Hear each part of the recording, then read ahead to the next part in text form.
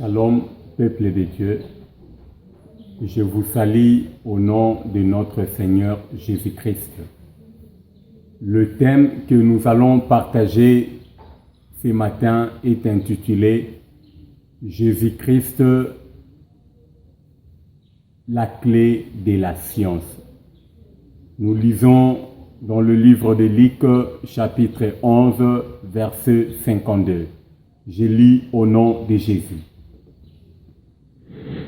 Malheur à vous, docteurs de la loi, parce que vous avez enlevé la clé de la science, vous n'êtes pas entrés vous-même et vous empêchez d'entrer ceux qui le voulaient. Amen. Ma sœur, mon frère, dans le livre que nous venons de lire, notre Seigneur Jésus-Christ réprimande les docteurs de la loi du fait qu'ils avaient enlevé la clé de la science dans le but d'empêcher les gens de posséder la clé qui leur permettrait d'entrer et de demeurer dans le chemin du salut. Nous pouvons définir la clé comme étant un outil ou un dispositif qui sert à ouvrir ou à fermer un accès. Ma sœur, mon frère, si nous revenons dans la question que David s'est posée dans le livre des Psaumes 119, pour savoir comment le jeune homme peut-il rendre son sentier pire, la Bible nous répondait en disant, c'est seulement quand il marche selon la parole de notre Dieu. Nous savons tous que dans le livre de Jean, chapitre 1er, la Bible me dit c'est Jésus-Christ qui est la parole incarnée. Nous définissons la parole comme étant un mot ou soit une suite de mots qui expriment une pensée. Par là, nous comprenons que la pensée que Jésus-Christ a menée dans le monde, c'est la pensée de l'éternité. Cela veut dire Jésus-Christ nous a amené la vie éternelle.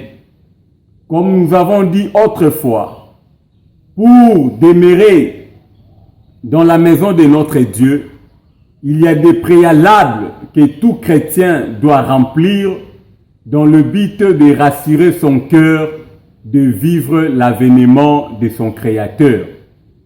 Dans le livre des Psaumes 15, qu'on en avait lu autrefois, la Bible est en train d'énumérer le préalable que tout chrétien doit remplir pour rassurer son cœur lors du jugement dernier. Ma sœur, mon frère, voilà pourquoi Jésus-Christ réprimande ces docteurs de la loi. Parce qu'ils savaient qui était Jésus-Christ. Ils avaient la connaissance que Jésus-Christ était le Messie qui devrait venir.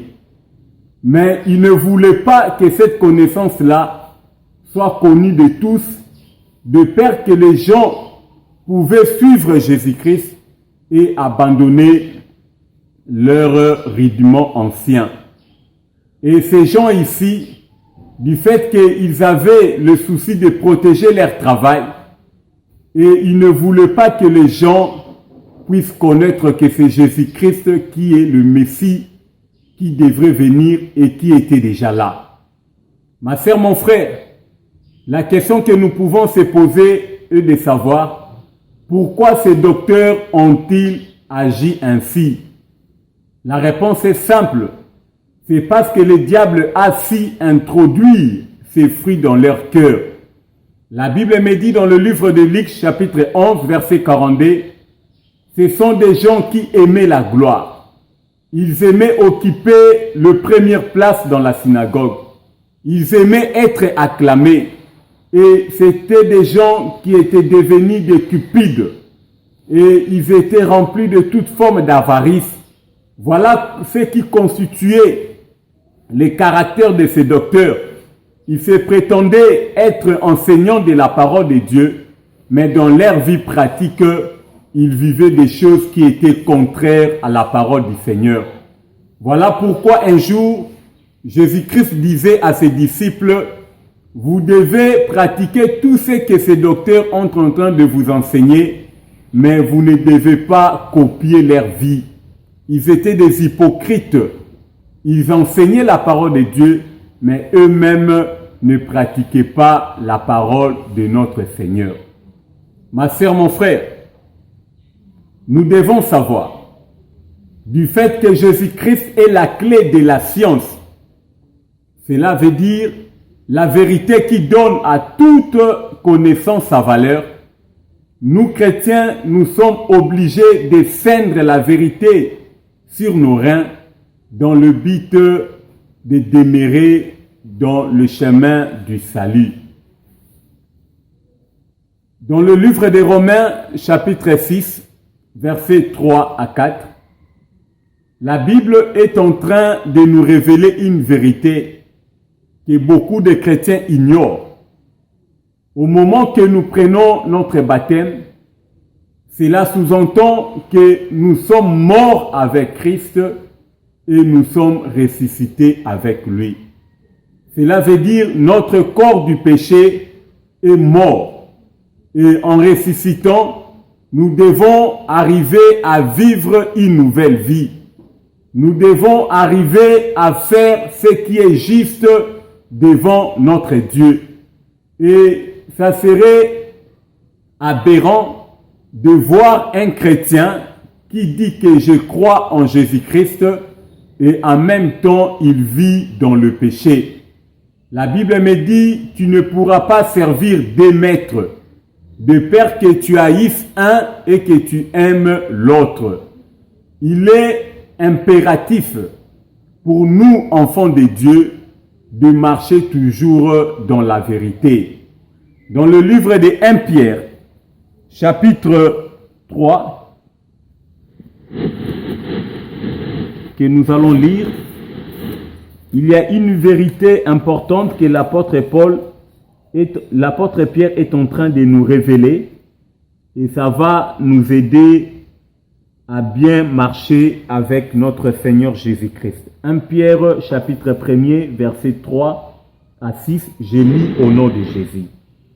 Béni soit Dieu, le Père de notre Seigneur Jésus-Christ, qui, selon sa grande miséricorde, nous a régénérés pour une espérance vivante par la résurrection de Jésus-Christ d'entre les morts, pour un héritage qui ne se peut ni corrompre, ni souiller, ni flétrir, lequel vous est réservé dans les cieux. À vous qui, par la puissance de Dieu, êtes gardés par la foi pour le salut, prêts à être révélés dans les derniers temps. C'est cela ce que fait votre joie, et que, quoique maintenant, puisqu'il le faut, vous soyez attristés pour un peu de temps par diverses épreuves. À travers cette vérité, l'apôtre Paul et Pierre est en train de vouloir nous exhorter à savoir rendre grâce à Dieu nuit et jour pour l'espérance du salut que lui seul nous a accordé à travers sa mort. Si nous avons l'habitude de rendre grâce à Dieu pour l'espérance du salut, en d'autres termes, la vie éternelle que Dieu nous réserve, nos cœurs seront toujours dans la joie et nous serons toujours prêts à aimer la parole de Dieu et à la pratiquer. Mais si un chrétien se laisse entraîner par le plaisir de ce monde qui enivre les âmes, ce chrétien n'aura plus la force de demeurer dans le chemin de l'obéissance. La question que David s'est posée un jour dans le livre de 1 Samuel, en voulant savoir pourquoi les héros sont-ils tombés, la réponse est simple. Un héros tombe quand il désobéit à la parole de Dieu. La Bible me dit l'obéissance mieux vaut que le sacrifice.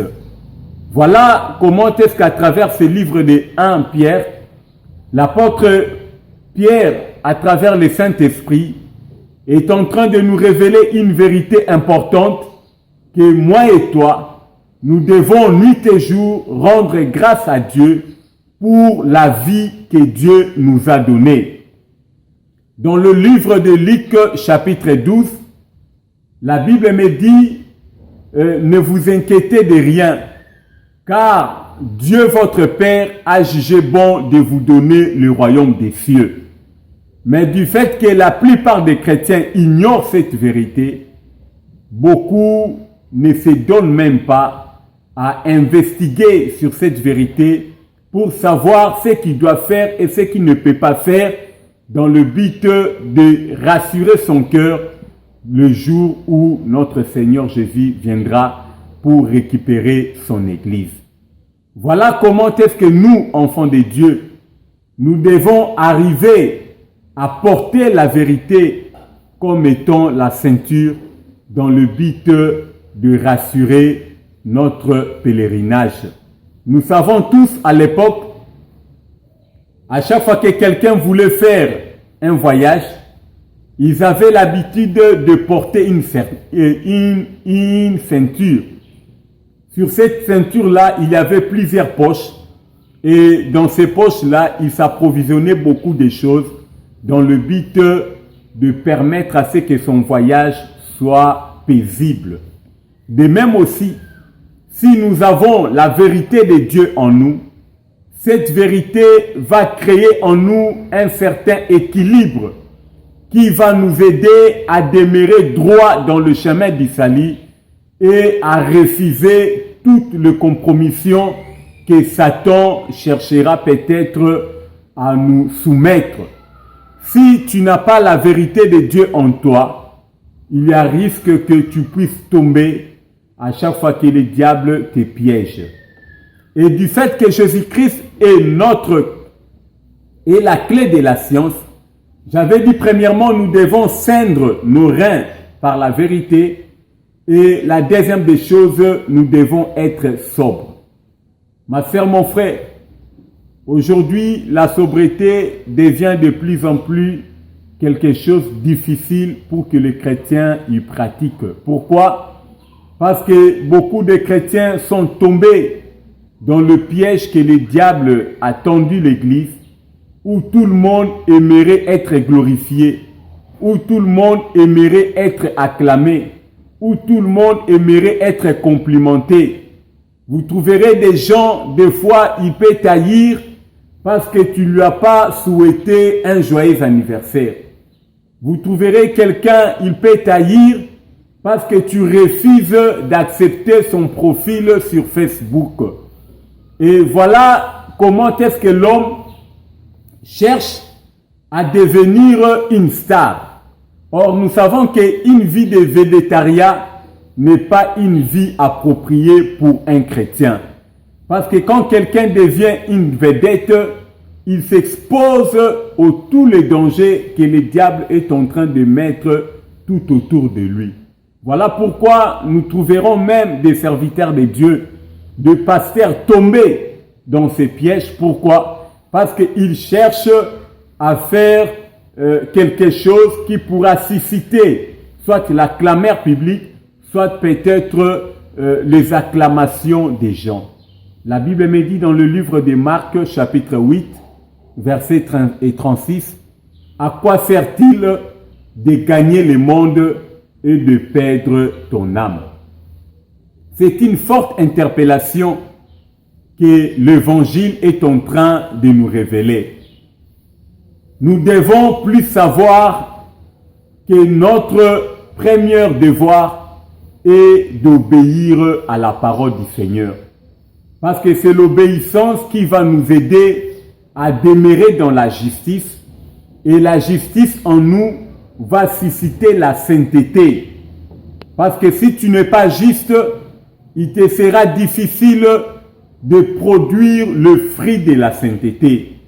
Ma sœur, mon frère, nous avons l'obligation de devenir des hommes sobres dans le but de se conformer à la manière dont notre modèle, notre référentiel, le Jésus-Christ, comment est-ce qu'il a marché sur la terre des vivants, et nous sommes obligés de lui copier pour que nous aussi, à notre tour, nous puissions devenir des lumières qui éclaireront les autres, comme il est écrit dans le livre de Matthieu, chapitre 5, versets 14 à 15.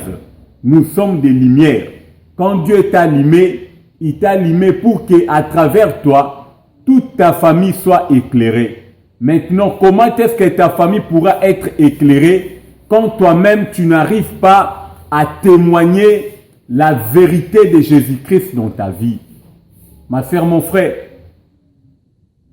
nous pouvons bien enseigner les gens, mais si nous avons du mal à pratiquer la parole de notre Dieu, il nous sera difficile que notre témoignage soit vrai.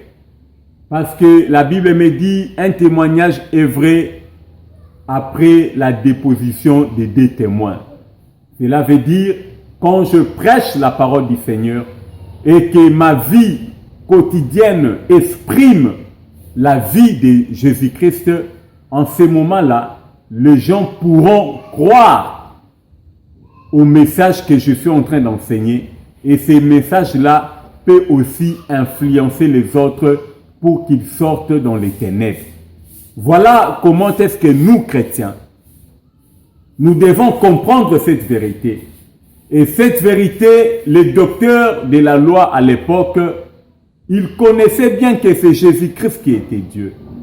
Mais ils ne voulaient pas que les gens sachent parce qu'ils étaient tellement corrompus et ils craignaient que si tout le monde savait que c'est Jésus-Christ qui est Dieu, tout le monde pourrait suivre Jésus-Christ et peut-être dans leur synagogue, il manquerait de fidèles. Et comme ils avaient soif de posséder, ils étaient des hommes cupides, avares, et ils voulaient toujours faire des fidèles comme étant leurs esclaves dans le but de les dépouiller. Or, agir ainsi, cela manifeste automatiquement qu'ils étaient les enfants du diable. La preuve en est dans Luc chapitre 10, il y a eu un docteur de la loi qui posait à Jésus-Christ la question de savoir que dois-je faire pour hériter le royaume des cieux. Même si nous allons dans le livre de Marc chapitre 10, la Bible me dit il y a un homme riche, il était venu auprès de notre Seigneur Jésus-Christ, il lui posa la question de savoir que dois-je faire pour hériter le royaume des cieux.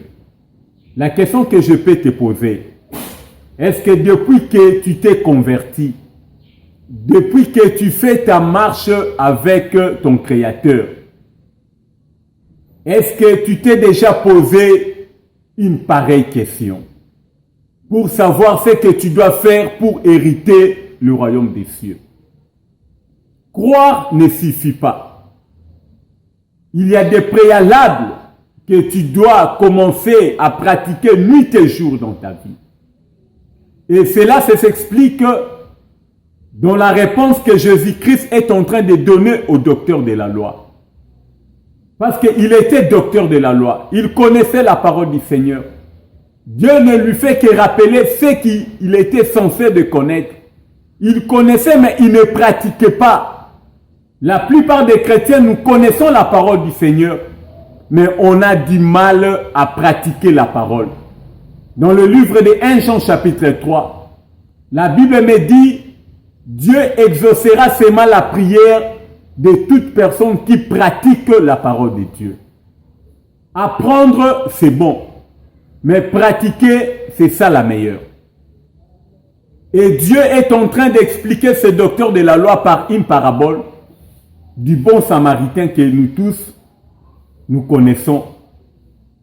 Et Dieu demande au docteur de la loi, parmi ces trois personnes, qui est le véritable prochain? Et le docteur lui dit, c'est celui qui a porté une assistance à celui qui était tombé. Et Jésus-Christ lui dit, va, fais ainsi. Donc cela sous-entend que ces gens ici enseignaient la parole du Seigneur, mais eux-mêmes n'étaient pas miséricordieux. Parce que la Bible me dit, il y avait premièrement un sacrificateur qui passait. Il a vu cet homme presque à la mort. La Bible déclare que ce sacrificateur est passé outre. Et la deuxième personne qui passa sur le chemin, c'était un lévite. Et c'était une manière où Jésus-Christ était en train déjà de révéler à ses docteurs que tu prêches la parole, mais toi-même tu ne pratiques pas la parole. Comment se fait-il un pasteur, un sacrificateur de Dieu? Il passe sur un chemin, il trouve quelqu'un presque à moitié mort. Au lieu de lui apporter une assistance, et la personne prend la disposition de faire semblant comme il n'avait rien vu. C'est ça le cœur de chrétien. Nous disons que nous aimons Dieu, mais en même temps nous vivons dans le péché. C'est une contradiction. Comment est-ce que tu dis que tu aimes Dieu et en même temps tu trouves du plaisir dans le péché? Comment est-ce que tu dis que j'aime mon frère, en même temps tu haïs ton frère? Aujourd'hui, il n'y a plus de la tempérance au milieu des chrétiens.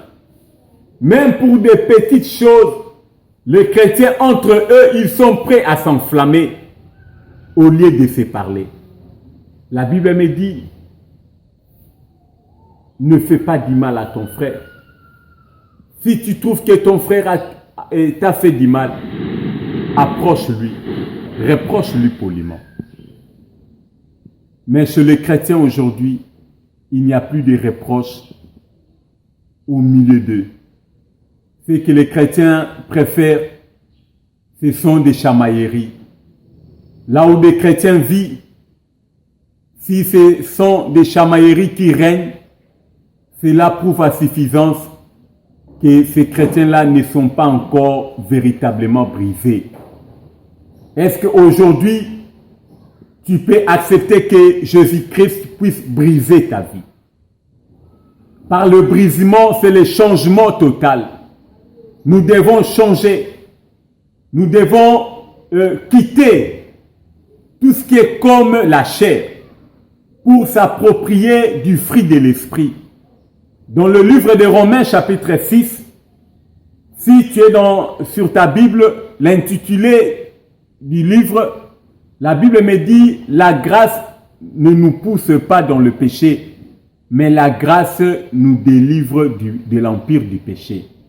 Pendant la période de la grâce que nous sommes en train de vivre, cela ne peut jamais nous pousser à faire du mal. Mais au contraire, nous devons nous mettre pour savoir que nous sommes déjà morts avec Christ et nous vivons maintenant pour Christ. Du fait que nous devons vivre pour Christ, nous devons faire de notre mieux, nuit et jour, imprimer les caractéristiques de notre Seigneur Jésus-Christ. Jésus-Christ n'était pas violent. Jésus-Christ n'était pas quelqu'un qui se chamaillait. Jésus-Christ était quelqu'un qui aimait, qui pardonnait, même quand les gens lui maltraitaient. Ma sœur, mon frère, voilà comment est-ce que nous, chrétiens, nous devons arriver à capitaliser ces grands secrets où la Bible me dit c'est Jésus-Christ qui est la clé de la science. Dans le livre d'Apocalypse chapitre 3, la Bible me dit au moment que Dieu était en train de réprimander l'église de la Philadelphie, il dit à l'ange de la Philadelphie, je suis celui qui détient la clé de la maison de David. Quand j'ouvre, personne ne peut fermer. Quand je ferme, personne ne peut ouvrir. Ma sœur, mon frère, tu dois savoir que c'est Jésus-Christ qui est cette clé-là. Si tu aimerais entrer dans le royaume de ton Père, tu dois t'approprier de notre Seigneur Jésus-Christ et laisser Christ guider ta vie pour que tu puisses faire partie des co-citoyens de notre royaume céleste. Je prie notre Seigneur qui nous aide à vivre véritablement une vraie vie chrétienne. Nous devons arriver à pratiquer la parole de Dieu comme il faut. Dans le livre de Zacharie, chapitre 7, au moment où les enfants d'Israël se plaignaient pendant leur période de captivité, Dieu se révèle à travers le prophète en leur disant ceci: je vous avais dit que chacun de vous devrait vivre véritablement dans la justice, que chacun de vous devrait user de la miséricorde et de la compassion envers son frère, et que personne d'entre vous ne pouvait méditer du mal envers son prochain. Mais aujourd'hui, beaucoup de chrétiens méditent du mal entre eux. Et la preuve en est même ces docteurs de la loi, ils méditaient toujours du mal envers Jésus-Christ. Ils cherchaient comment le tuer. Ils cherchaient comment l'attraper. On lui piégeait dans le but qu'il tombe afin qu'on l'acquise. Faire ainsi, cela prouve à suffisance que le Saint-Esprit n'a pas encore conquis ton cœur. Je prie mon Seigneur Jésus-Christ qu'à travers cette prédication, que tu sois véritablement rempli du Saint-Esprit et que le Saint-Esprit en toi te régénère afin que tu deviens un homme nouveau pour la gloire de notre Seigneur Jésus-Christ. Que Dieu bénisse sa parole.